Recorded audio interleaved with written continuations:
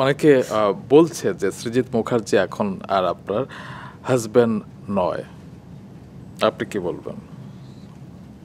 এটা তো যারা বলছে তারা বলছে, আমি কিছুই বলবো না।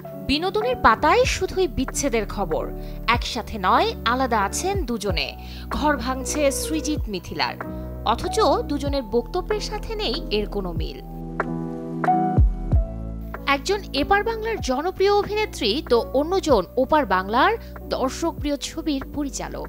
দুজনের এক হওয়াটা যেমন ছিল আলোচনায়, তেমনি দুজনের দূরত্বটাও এখন চর্চার তুঙ্গে। বিচ্ছেদের গুঞ্জনটা ছিল বেশ কদিনের, তবে সে পালে হাওয়া লাগে সদ্যই দুর্গাপূজা উদযাপনে সৃজিতের পাশে মিথিলার বদলে সুস্মিতাকে দেখে। এর আগেও অবশ্য ডিয়ার মা ছবির প্রচারে এই দুজনের ঘনিষ্ঠতা নজরে এসেছে নেটিজেনদের। কেন একসাথে আর দেখা যাচ্ছে না সৃজিত মিথিলাকে? কেন সোশ্যাল মিডিয়াতে নেই দুজনের খুনসুটির গল্প, ছবি কিংবা ভিডিও? এমন প্রশ্ন যখন করা হয়েছিল দুজনকে, তখন দুজনেই নিজেদের মতো করেই দিয়েছেন উত্তর। নরমাল সেলফি নিয়ে এত আলোচনা, জল্পনা কল্পনা, আমরা তো 2025-এ বাস করছি, রাইট? তো যারা বলছে তারা বলছে, আমি কিছুই বলবো না। মানে তিনি এখন আপনার হাজবেন্ড?